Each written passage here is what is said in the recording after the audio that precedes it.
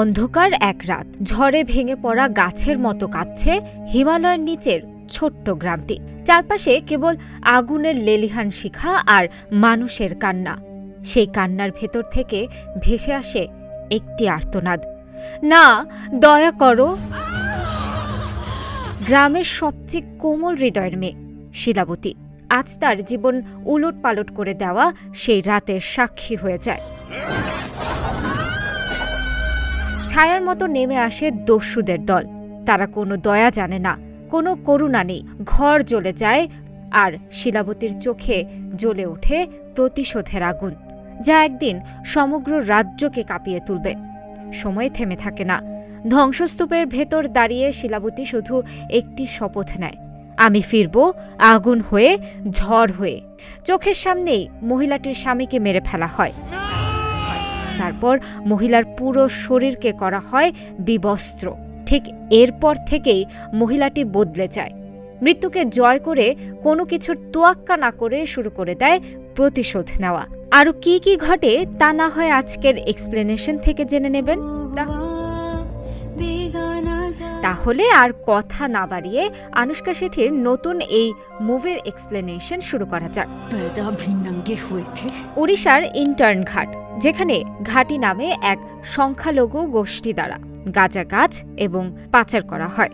এখানে 4 ধরনের গাঁজা চাষ করা হয়, যেগুলো অনেক দামি। অনেক সময় গাঁজা পাচার করতে গিয়ে ঘাটিবাসী পুলিশের কাছেও ধরা খেয়েছে।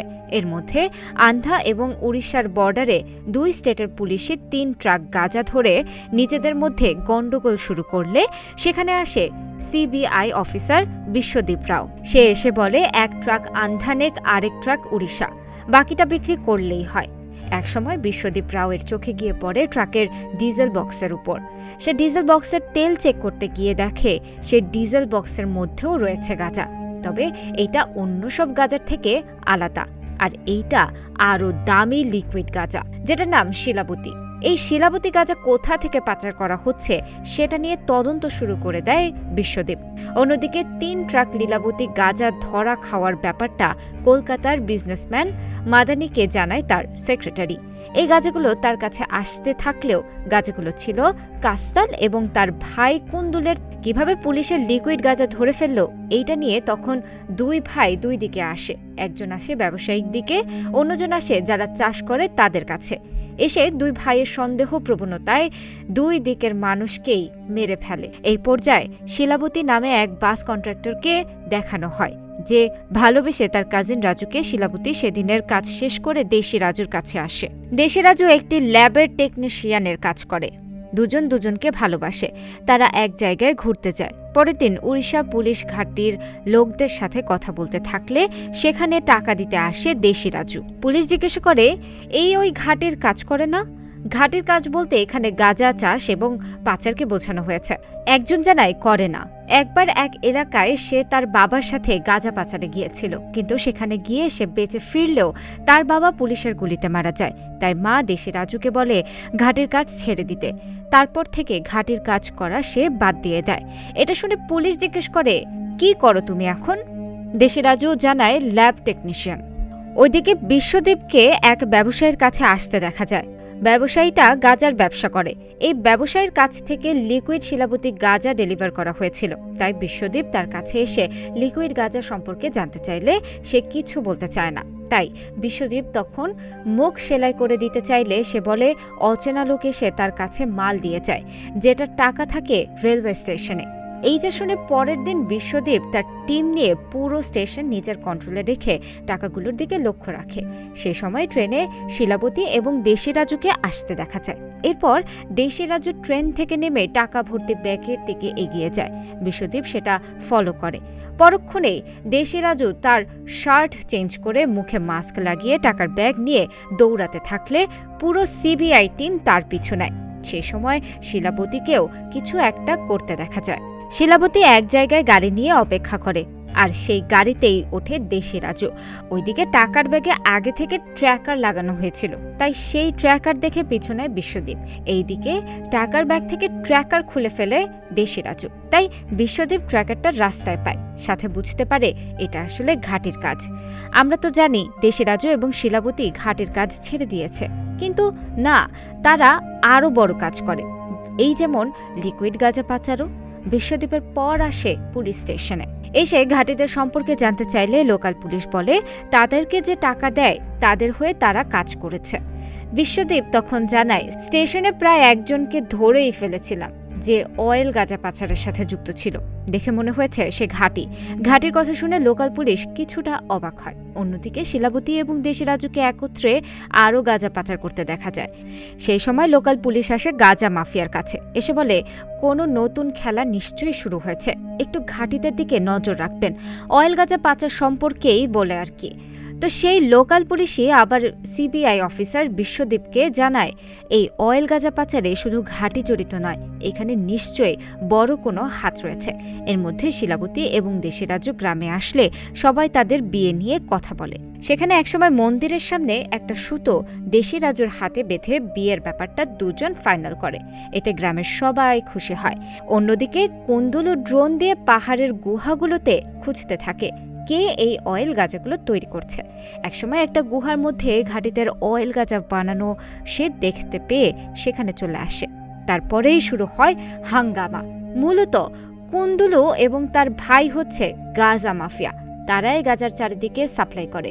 এদিকে ঘাটিয়া আলাদাভাবে অয়েল গাঁজা বিক্রি করছে, যেটা ভালোভাবে নেয় না কুন্দুলু। এই যে শিলাবতী এবং দেশি রাজু তারা দুজন মিলে গাঁজা পাচার না করে নিজস্ব অয়েল গাঁজা সাপ্লাই করত, সেদিন তাই দুজনে স্টেশনে টাকা নিতে গিয়েছিল। যাই হোক, দেশি রাজু এবং শিলাবতী জেনে যায় যে তাদের গোপন আস্তানায় কুন্দুলুকে মারছে, তাই তারাও সেখানে চলে আসে।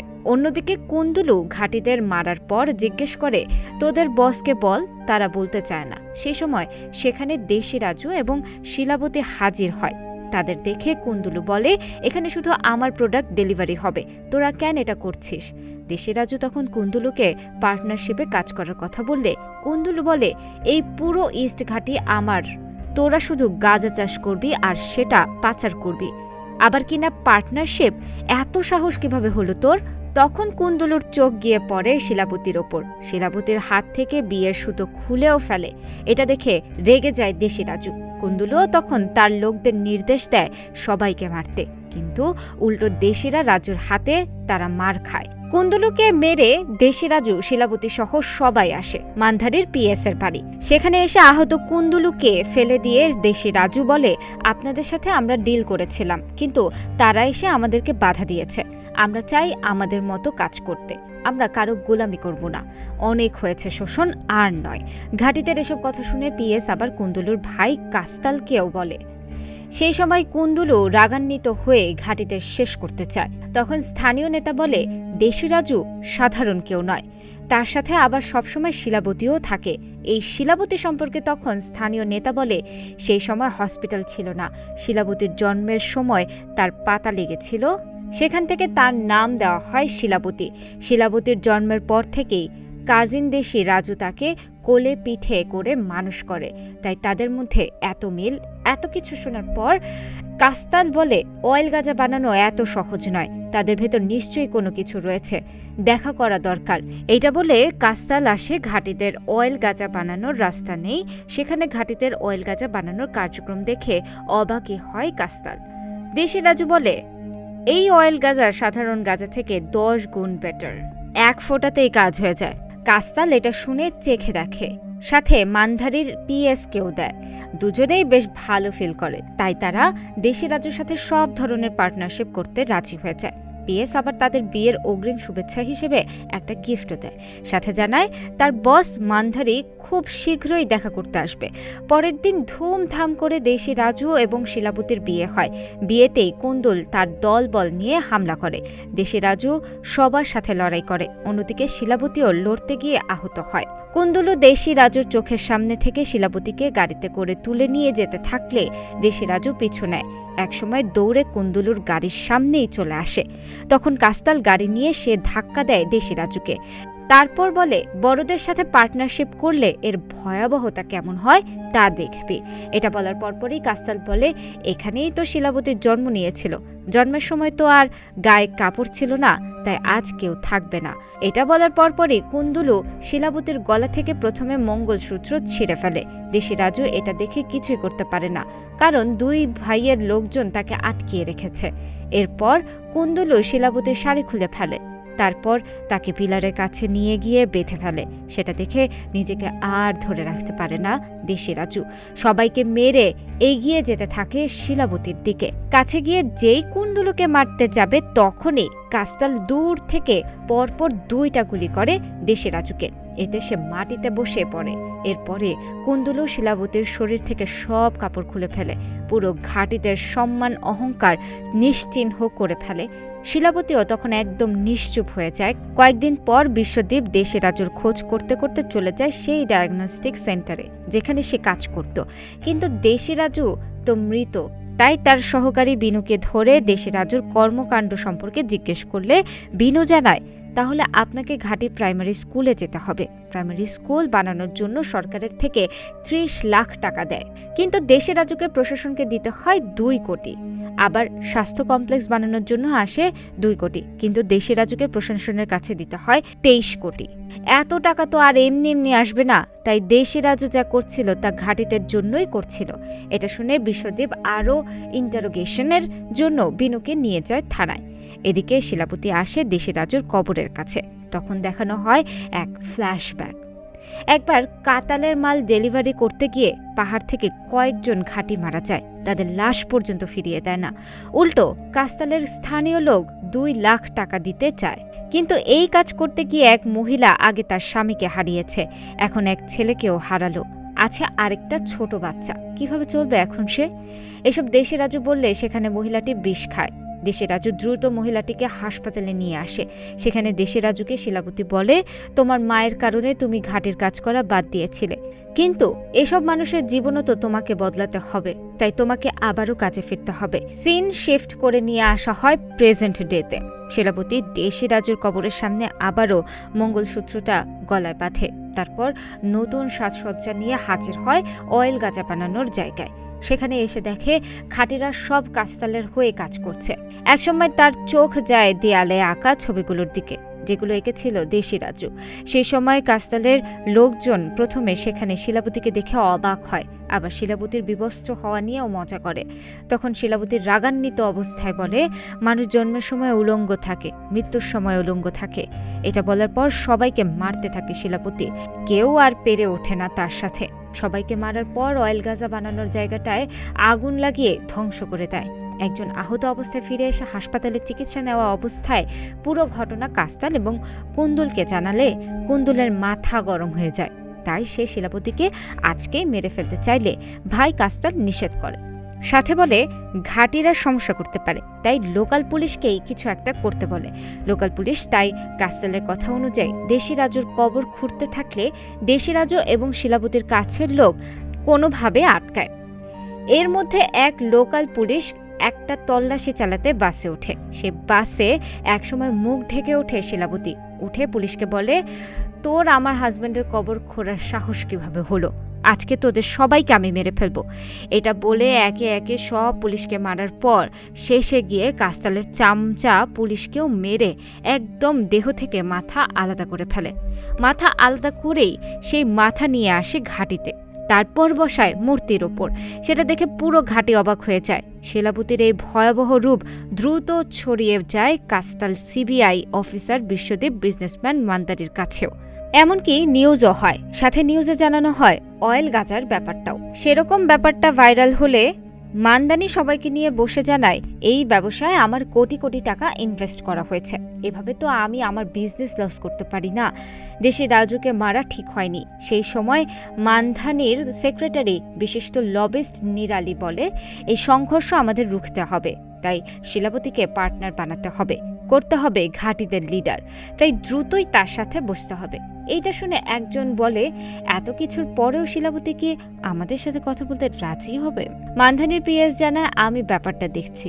তারপর ফোন করে একজনকে। তখন বিশ্বদীপকে আসতে দেখে বিনুর বাড়িতে।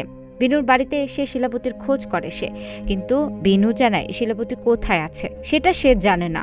তখন বিনুর বাড়িতেই শিলাবতীকে দেখা যায়। সে আড়াল থেকে সব শোনে। বিশ্বদীপ সেখানে জানায়, শিলাবতীকে একটা মিটিংয়ের জন্য ডাকতে এসেছিলাম। মিটিংটা হবে সরকারি গেস্ট হাউসে। যদি শিলাবতী সেই মিটিংয়ে না আসে তাহলে স্কুল এবং স্বাস্থ্য কমপ্লেক্স নিয়ে পড়তে হবে সমস্যায়। পরের দিন শিলাবতী মিটিংয়ের জন্য বের হয়। তাকে একা যেতে দেখে পেম্বুলি দেখে ডাক দেয়, কিন্তু শিলাবতী শোনে না, চলে আসে গেস্ট হাউসে। বিশ্বদীপ শিলাবতীকে দেখে বলে, এইটা তাহলে আমাদের দ্বিতীয় সাক্ষাৎ হচ্ছে। স্টেশনে তোমাকে আমি দেখেছিলাম। শিলাবতী জানায়, এই নিয়ে 3 বার বিনুর বাসাতেই আমি ছিলাম। স্কুল স্বাস্থ্য কমপ্লেক্স নিয়ে কথা বলেছেন, আমি এসেছি। সেই সময় মিটিংয়ের জন্য সেখানে উপস্থিত হয় কাস্তাল। কাস্তালকে দেখে প্রচুর রেগে যায় সে। চোখের সামনে সেদিনের ঘটনাটাও ভেসে ওঠে, কিন্তু কিছু না বলে চুপচাপই থাকে। কাস্তাল তখন জানায়, আগে যা হয়েছে সব ভুলে যাও। আমি তোমার সাথে পার্টনারশিপ করতে এসেছি।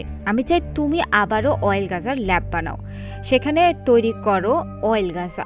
এত কিছু শোনার পরেও চুপচাপ থাকে শিলাবতী। এরকম চুপচাপ থাকলে কাস্তাল দেশিরাজুর কথা ভুলে যেতে বলে, গলা থেকে মৃত মানুষের মঙ্গলসূত্র ফেলে দিতে বলে, আবার নতুনভাবে জীবন শুরু করার উপদেশ দেয়। এমনকি একসময় সে নিজেই গলা থেকে মঙ্গলসূত্র খুলে নিতে চাইলে শিলাবতীর মাথা এবার গরম হয়ে যায়। তারপর প্রথমে একটা কাচের বোতল মাথায় ভেঙে গলায় ঢুকিয়ে সেখানে মেরে ফেলে কাস্তালকে।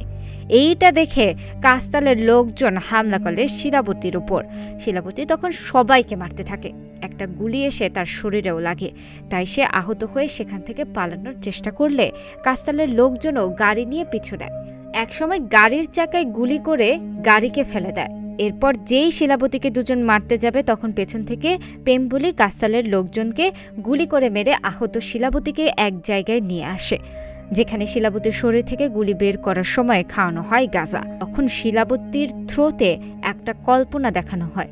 ঠিক কল্পনা নয়, সে একদম মৃত্যুর কাছাকাছি চলে যায়। সে দেখে দেশিরাজুকে, এমনকি তারা মিলিত হয়। শিলাবতী জানায়, তোমার মৃত্যুর পর থেকে আমার মাথা ঠিক নেই, আমি যাকেই পাচ্ছি তাকেই মারছি। দেশিরাজু বলে, তুমি যা করছো একদম ঠিক করছো। তোমাকেই ঘাটিতের ভাগ্য বদলাতে হবে, তুমি ঘাটিতে নতুন জীবন দেবে। সেই সময় পেম্বলি জ্ঞান না ফেরা শিলাবতীকে গাড়িতে করে রাস্তায় বের হলে দেখতে পায় কুন্দুলুর লোকজন গাড়ি নিয়ে খুঁজছে, তাই তারা অন্যত্র চলে যায়। সেদিন রাতেই ভাইয়ের অন্তিম কার্যক্রম শেষ করে রাগে ফেটে পড়ে কুন্দুলু। পরের দিন পেম্বুলি অসুস্থ শিলাবতীকে নিয়ে উড়িষ্যা থেকে কেবল কারে করে ছত্তিশগড় পার হওয়ার জন্য বের হয়, কিন্তু সেখানেও চলে আসে কুন্দুলুর লোকজন। তখনও জ্ঞান ফেরে না শিলাবতীর, তাই পেম্বুলি প্রতিবাদ করার চেষ্টা করে, কিন্তু তাকে শুধু মায়েরই খেতে হয়। সেই সময় শিলাবতীর কল্পনায় আবারও আসে দেশিরাজু। সে বলে, স্বপ্নগুলো এবার তোমাকেই বাস্তবায়ন করতে হবে। আমি যেখানে শেষ করেছি সেখান থেকেই তুমি শুরু করবে। তখনই জেগে ওঠে শিলাবতী। তারপর সবাইকে মারতে শুরু করে। একজন বেঁচে ফিরে কুন্দুলুকে বলে, আমরা যে শিলাবতীকে বিবস্ত্র করেছিলাম এইটা সেই শিলাবতী নয়, এ অনেক ভয়ানক। এটা শুনে মাথা গরম হয় কুন্দুলুর, তাই যে এ কথা বলেছে তাকেই মেরে ফেলে। অন্যদিকে শিলাবতী ইস্টার্ন ঘাটে ফিরে এসে সবাইকে বলে, আমাদের গাজা ডেলিভারির কাজ ছেড়ে দেওয়া উচিত। আমাদের জন্য অনেক পরিবার কষ্ট হচ্ছে, এদিকে আমাদের বাচ্চারাও খারাপ হয়ে যাচ্ছে। কিন্তু ঘাটের লোকজন উল্টো শিলাবতীকে বলে, তুমি এখানে এসেছো কেন? তাছাড়া আমরা ঘাটের কাজ না করলে কুন্দুলু আমাদের ছেড়ে দেবে না, আবার আমাদের না খেয়েও মরতে হবে। এটা বলে সবাই গাজা ডেলিভারির কাজ করতে যায়। পরের দিন শিলাবতী মা বোনদের বোঝানোর চেষ্টা করে, আমাদের আগামীর ভবিষ্যতের জন্য এই গাজার কেচ্ছা শেষ করতে হবে। এইভাবেই শিলাবতী সবাইকে গাজার দিক থেকে মুখ ফিরিয়ে নেওয়ার চেষ্টা করলে সেটা কানে যায় কুন্দুলুর, তাই তার লোক দিয়ে সেই স্কুল পুড়িয়ে ফেলে। সেদিন রাতেও ঘাটিবাসীদের বোঝানোর চেষ্টা করে সে। তখন কাস্তালের প্রতিপক্ষ আসলে সবাই ভয় পেয়ে যায়, কিন্তু প্রতিপক্ষ শিলাবতীকে এসে বলে, কাস্তাল আমার ছেলেকে মেরেছিল, তুমি তাকে মেরেছ, এখন আমি তোমার দলে, তুমি আমি এক হয়ে এই ঘাটি দখল করব। শিলাবতী তখন বলে, তোমার ছেলে মারা গিয়েছে এই গাজার কারণে, তাই এখন থেকে এই স্টান ঘাটে কোনো গাজার কাহিনী চলবে না। সেই সময় দুই একজন প্রতিবাদ করতে আসলে শিলাবতী তাদেরকে মেরে স্রেফ জানিয়ে দেয়, এখান থেকে আর কোনো গাজার ডেলিভারি হবে না। পরের দিন ঘাটের সবাইকে ভালোভাবে বোঝায় শিলাবতী, জানায়, আমরা এখন থেকে গাজা চাষের বদলে ফসল চাষ করে আগামী প্রজন্মকে সুস্থ রাখব। এবার অনেকে শিলাবতীর সাথে একত্র প্রকাশ করে, সবাই মিলে তাই গাজার ফসলকে আগুন লাগিয়ে দেয়। সেটা কুন্দুলু দেখে এবার রেগে যায়। পরের দিন বিশ্বদীপ একটা রেস্টুরেন্টে এসে শিলাবতীকে দেখে ঘিরে ফেলে, কিন্তু শিলাবতীর সমর্থিত লোকজন তখন উল্টো সিবিআইকে ফাঁদে ফেলে। শিলাবতীও বের করে তার পিস্তল। তাই বিশ্বদীপও তার পাশে বসে পিস্তল বের করে বলে, একবার তুমি গাজার পক্ষে আরেকবার গাজার বিপরীতে, এটা কেমন হয়ে গেল না? তখন শিলাবতী জানায়, আমি ঘাটিবাসীদের জন্য লড়াই নেমেছি, আপনি উকালতি বন্ধ করুন। বিশ্বদীপ বলে, তোমার কাছে যে পিস্তল আছে সেটা আমার, তুমি যখন শত্রুর মুখে পড়েছিলে তখন আমি সবাইকে মেরে পিস্তল হাতে দিয়েছিলাম, বিশ্বাস না হলে পেপগুলোকে জিজ্ঞেস করো। তারপর বিশ্বদীপ বলে, অয়েল গাজার ভালো দাম আছে, তুমি ওইটার যোগান দাও, আমি তোমাকে টাকা দেব। শিলাবতী তারপরে বলে, এখানে কোনো গাজা আর চলবে না। অন্যদিকে ইস্টার্ন ঘাটে আসে কুন্দুলো। সে সবাইকে গাজা ডেলিভারি করতে ঘাটে যেতে বলে, কিন্তু অনেকেই যেতে চায় না। তার মধ্যে থাকে একজন প্রেগনেন্ট মহিলা জানায়, আমাকে মেরে ফেললেও আমি আর গাজার দিকে যাব না। অন্য অনেকেই একই কথা বলে। তখন কুন্দুলু সেই প্রেগনেন্ট মহিলাকে সবার সামনে মেরে ফেলে। তারপর যারা যেতে চায় না তাদের প্রত্যেককে মারে। শিলাবতী এসে শুধু সবার রক্ত আর লাশ দেখে একদম ভেঙে পড়ে। একজনকে দেখা পেয়ে জিজ্ঞেস করে, বাকিরা সব কোথায়? সে জানায়, কুন্দুলু তাদের গাজা ডেলিভারি করতে নিয়ে গিয়েছিল। শিলাবতীও এবার সেখানে যাওয়ার সিদ্ধান্ত নেয়। সাথে অন্যরাও এসে জায়গায় জায়গায় বোম সেট করে। এর মধ্যে কুন্দুলুর এক লোক শিলাবতীকে দেখতে পেয়ে কুন্দুলুকে জানায়। কুন্দুলু তখন শিলাবতীকে খুঁজতে বলে, আর সেও চলে এসে শিলাবতীকে ডাক দিলে শিলাবতীর সামনে হাজির হয়। তারপর পুরো ঘাটিবাসীর উদ্দেশ্যে বলে, আর কতদিন এভাবে অন্যের দ্বারা শোষিত হবে? এবার এসেছে মোকাবেলা করার। কিন্তু কুন্দুলু তখনও সবাইকে গাজার জায়গা মতো নিয়ে যেতে বলে, যেটা ভয় পেয়ে সবাই শোনে। শিলাবতী কুন্দুলু লোকদের মারতে মারতে আবারও বলে, এখনই সময় এই ইস্টার্ন ঘাটকে গাজা মুক্ত করার। কিন্তু তারপরেও কেউ শোনে না। তখন শিলাবতী জানায়, ঘাটি মানে গাজা চাষ আর পাচার করা নয়, মানে হচ্ছে ঘাট রক্ষা করা। এই কথা শুনে সবাই কাঁধ থেকে গাজা ফেলে দেয়। সেটা দেখে কুন্দুলু তার বাহিনীকে আক্রমণ করার নির্দেশ দেয়। তখন উল্টো খেল দেখায় শিলাবতী, তার লোকদের করতে বলে বোম ব্লাস্ট। এতে একে একে কুন্দুলুর গাজা ভর্তি কন্টেইনারগুলো ধ্বংস হতে শুরু করে। তখন কুন্দুলুর লোকজন শিলাবতীকে মারতে আসলে ঘাটিবাসী থামায়। ঘাটিবাসী এক এক করে কুন্দুলুর সব লোকদের মেরে ফেলে। শিলাবতীর সাথে কুন্দুলুর লড়াই শুরু হয়। সেই লড়াইয়ে কুন্দুলুর কাপড় ছিঁড়ে ফেলে, আগুনে ছুঁড়ে মেরে কুন্দুলুর পুরো চ্যাপ্টারই ক্লোজ করে দেয় শিলাবতী। পরবর্তীতে বিশ্বদীপও পুড়ে ফেলে গাজা। সে সময় মানধানীর সেক্রেটারি বিশ্বদীপকে গাজার ব্যাপারে ফোন দিলে বিশ্বদীপ বলে, ইস্টার্ন ঘাটে আর কোনো গাজা নেই, পুরো পাহাড় আগুনে জ্বলছে। ইস্টার্ন ঘাটে নতুন সকালের উদয় হয়। সবাই ফসল ফলানো শুরু করে, বাচ্চারাও যাওয়া শুরু করে স্কুলে। নতুন প্রজন্মের হাত ধরে গাজামুক্ত ঘাঁটি গড়ে উঠে। অন্যদিকে শিলাবতীর ব্যাপারে বিশ্বদীপ বলে, প্রথমে সে ছিল ভিকটিম, পরবর্তীতে হয়েছে ক্রিমিনাল, এখন সে লেজেন্ড। এই কথার মধ্য দিয়ে শেষ হয় ঘাঁটি মুভির প্রথম হাফ। গাজার বিস্তার নিয়ে হলেও দ্বিতীয় হাফ ছিল গাজা নিধন নিয়ে। গাজা সমাজকে নষ্ট করে, তাই গাজার একেবারে বিনাশ করা উচিত। এই মুভি নিয়ে বলতে গেলে এটা একটা female cast movie. Anushka Shetty তার চরিত্রে ভালো অভিনয় করলেও মুভির গল্প অতটা স্ট্রং ছিল না। একজন মহিলা এভাবে সবাইকে মারবে, এটাও কি বিশ্বাসযোগ্য? একজন মহিলা তো দূরের কথা, বাস্তবে যদি ছেলে মানুষের কথাও ধরেন, ছেলেরাও কি এত মানুষকে মারতে পারবে? যাই হোক, বাস্তব আর মুভির ব্যাপারটা টোটালি ভিন্ন ব্যাপার। তো ঘাটি আপনাদের কেমন লেগেছে জানাতে পারেন কমেন্ট বক্সে।